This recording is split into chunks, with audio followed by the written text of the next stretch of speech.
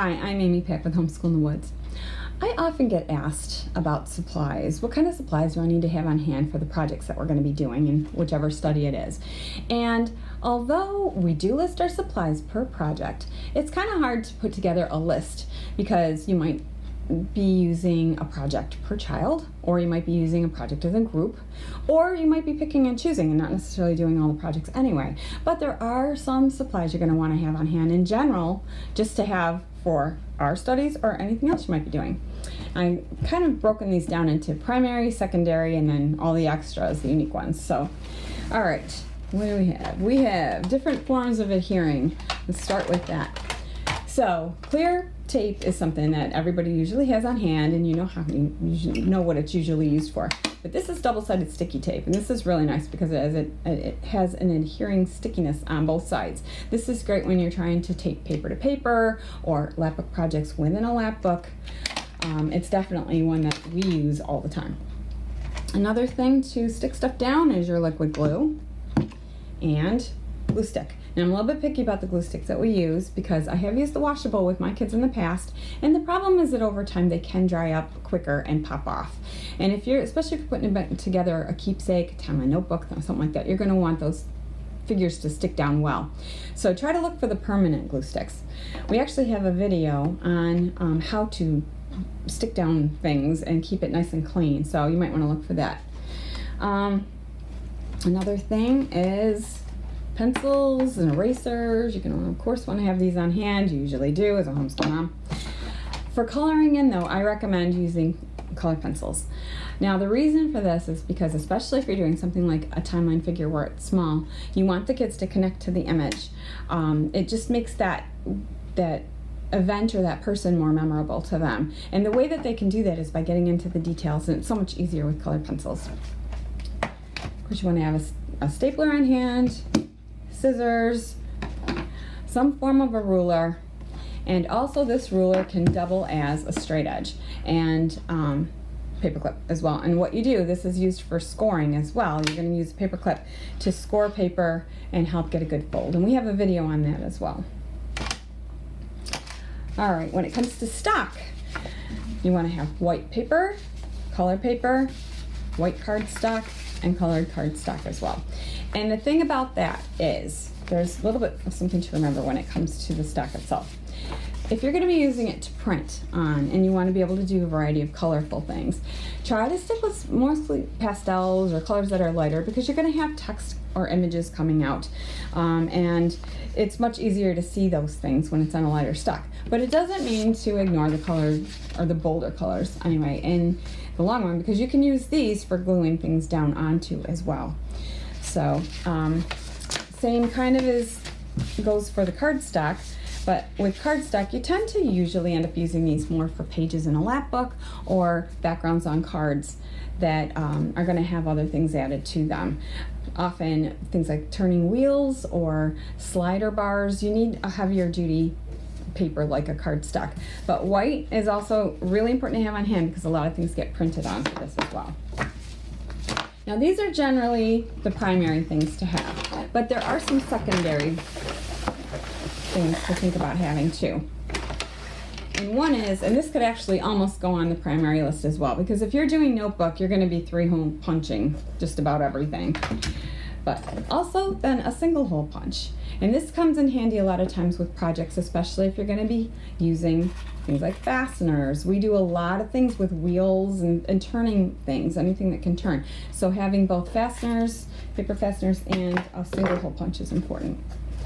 Also, push pins are important too. If you've got a bulletin board or something like that, but also a lot of times you want to have a starter hole. If you're going to use cardstock and put a paper fastener through it, you're going to want to start with a starter hole. It's like priming the pump first. So, also, you're going to want to have paint and paintbrushes on hand. Markers. Now, washable markers you can use at this point too. I also recommend having several permanent markers because a lot of times you can be working on a surface such as acetate or Duralar. Now, what I use is Duralar. This is an acetate alternative and it's wonderful. This is great for putting over maps, anything where you need to have a surface on top of it and you want to have whether it's something to lift up or show another layer. And the Sharpie markers do work really well on these, but the washable markers do not. Another thing they have on hand is tracing paper.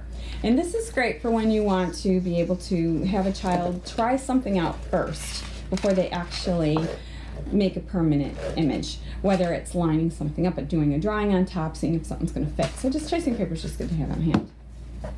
Another thing is file folders. File folders can be used for making game boards. They can be used for, of course, your file folders for lap books. So you're probably going to want to have a variety of colors of these as well.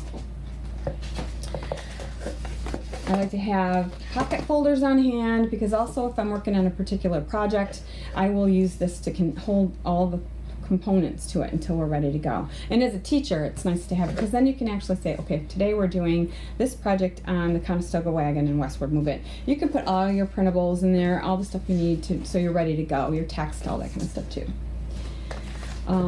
Page protectors are nice to have on hand because these you can slide in projects that you're working on, or when you're done. We have a lot of times in our notebooks things that have a little bit of dimension to them. We want to keep them more protected. Laminating sheets, another form of protection. This helps if you're if you want to cover your game boards or other projects that need to have some type of a cover.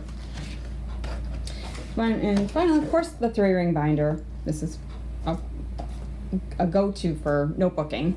And the nice thing about these type is that they've got a pocket in the top that you can actually slide in a piece of artwork or a title cover or anything like that. Now, an extra added thing that I would suggest, but it's going to depend on your child, and that is a craft knife of some sort. Older kids can use these more comfortably, but again, parental guidance is always suggested. And in doing so, I would also recommend that you have some cardboard on hand, some corrugated cardboard, so that when you do go make your cuts, you have something, you're not going to damage your table below.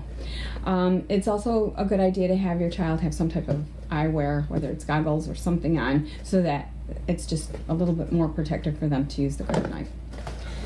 All right, so those are the main things that we recommend to have on hand. But there are some other things that are a big help when it comes to different projects you could be working on, like air dry clay or a variety of fabrics and felts.